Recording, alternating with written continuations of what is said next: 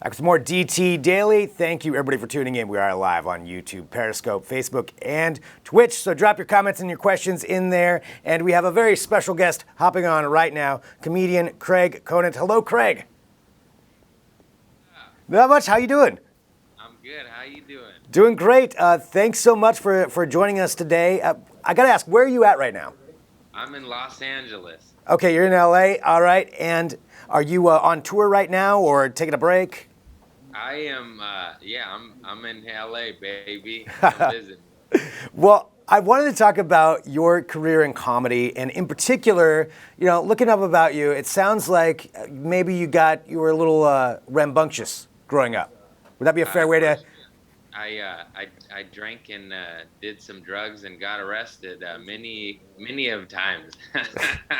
Well, so starting off with that, like going down that path, how did you find comedy out of all that? It was the third arrest, and I was in jail, and I was a bit of a loser, and I was high and lived with my mother as a grown-ass man, and then I just said, oh, man, enough. Am I allowed to cuss? Yeah, do whatever you want. Okay. I censored myself. Anyways, I was like, enough of this shit. And then I was like, I'm going to get sober, and I'm going to get into comedy, and then I did. And now that's what I do. I'm 5 years sober, and I've been doing stand-up about 6 years now. And I tour and sell T-shirts. It's pretty nice. Congratulations, just really quick, on the sobriety for 5 years. That's very impressive. That's really hard to do, and that's a huge accomplishment in its own right. But being a stand-up comedian for 6 years, that's another huge accomplishment. What was it like going up that first time on stage when you made that decision, okay, this is something I want to try out? Like, what was the first time like? Oh, sweet Jesus, man. For me, I had crippling anxiety, and my heart was in my throat. This seems like the worst career choice ever for crippling anxiety. I ain't gonna lie. It was scary for the first 2 years. And you're pretty terrible at it. You're pretty god-awful. Yeah. I was fortunate enough. I'm a bit of a goofball, so no matter what, they usually are at least laughing at me. Maybe not my jokes, but just my face or my voice. But yeah, you bomb hard and bomb a lot, and then you get good, and then you get stuff. Yeah, and then it keeps going from there. Like, what was it like? When was that first break where you knew, because obviously, like you said, it's got to be really hard going through that. Was there a first moment or point in your career where you were like, okay, this is my career now. I am a comedian.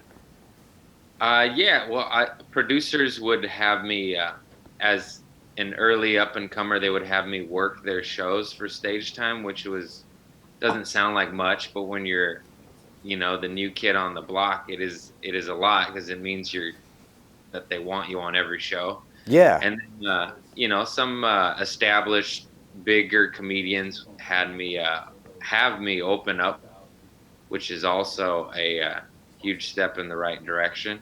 Yeah, because that means they trust you enough and trust your comedy enough, that if they're, the bigger comedian or whatever, they don't want somebody on there that's gonna tank their show. So that means that's a sign of respect, obviously, I would think.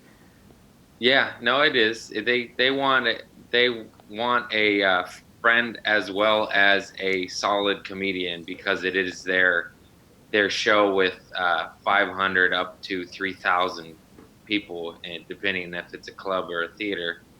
And yeah, what you just said, they trust your comedy, because if you bomb, it makes them look bad. Right. Yeah. Who are some of the comedians that you tour with now, or that you open up for?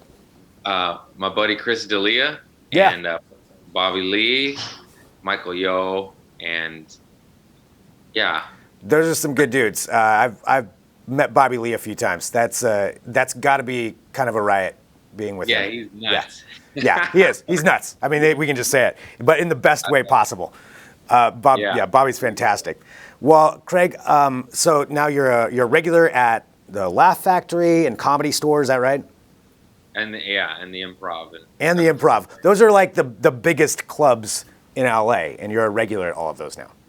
Yeah, I perform there regularly, and it's I was at the Improv last night, and the lineup was Donnell Rawlings, Dane Cook, David Spade, and Kevin Nealon.